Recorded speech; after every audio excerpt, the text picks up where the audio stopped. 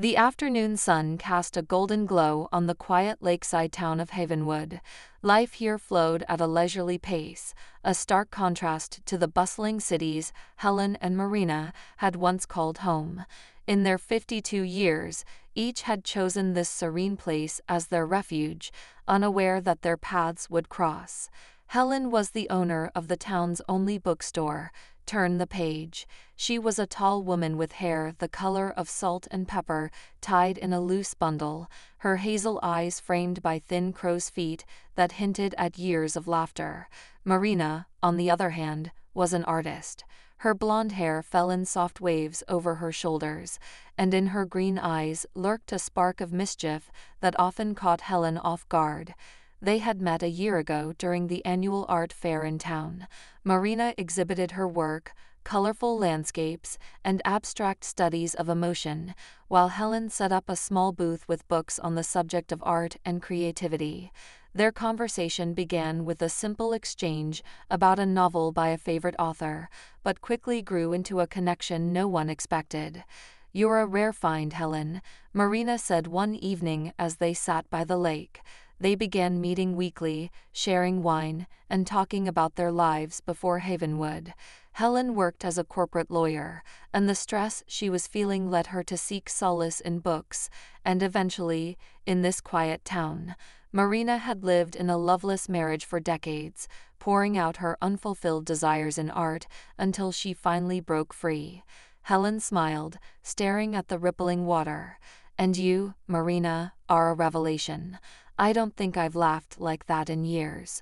They fell into an easy rhythm, their days alternating between meals together, visits to galleries, and hours spent in Helen's cozy bookstore.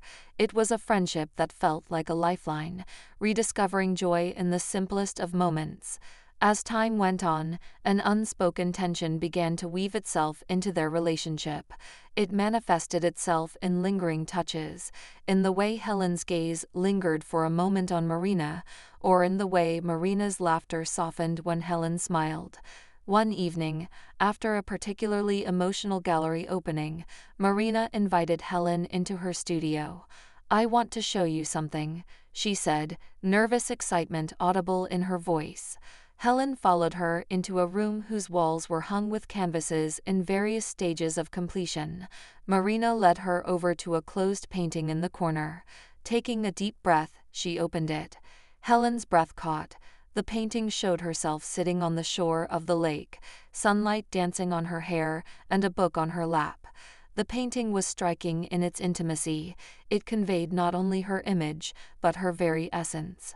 "Marina," Helen barely audibly whispered, "it's beautiful." Marina's cheeks flushed. I didn't mean to make you uncomfortable. I just wanted to capture you, the way I see you." Helen turned to her, her heart racing. "And how do you see me?" For a moment, silence hung between them. Then Marina said with a vulnerability that struck them both, "As someone I care about, deeply." The days that followed were filled with introspection. Helen went over Marina's words in her mind, the look in her eyes. It stirred something in her that she had long suppressed in herself. They did not speak of the painting again until a week later, during one of their visits to the lake. Marina broke the silence. "Helen, I've been thinking about what I said. If it was unpleasant for you, I understand. I value our friendship too much to jeopardize it." Helen reached out and placed her hand on Marina's arm. "You didn't make me feel uncomfortable. You made me feel seen, and that means more than I can put into words." Marina's eyes searched Helen's, an uncertain hope glowing in their depths. "Then perhaps you realize how much you mean to me." Helen nodded, a soft smile curving her lips. "I think I do." Their relationship began to change, imperceptibly at first. They held hands during walks, exchanging shy glances that soon turned to open affection. The town of Havenwood, with its atmosphere of reconciliation, became a haven for their growing love. One evening, as they sat on the porch of Marina's house watching the sun sink below the horizon, Helen leaned closer. "Marina, do you think we found each other by accident, or was it more than that?"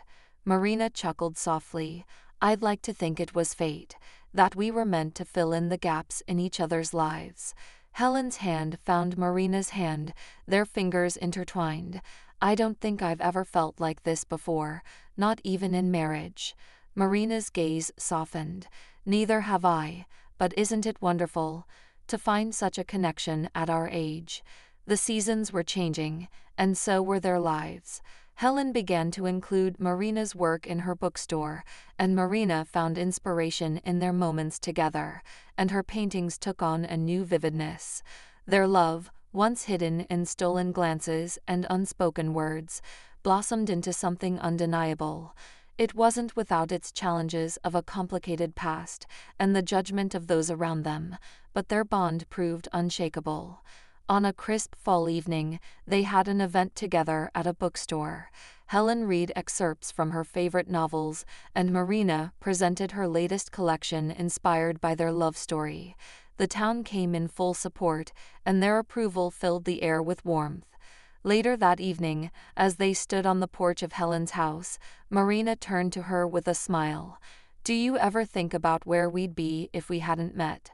Helen shook her head. "I try not to think. All I know is that I am exactly where I am meant to be." Marina leaned toward her, and their foreheads made contact. "I am too, Helen.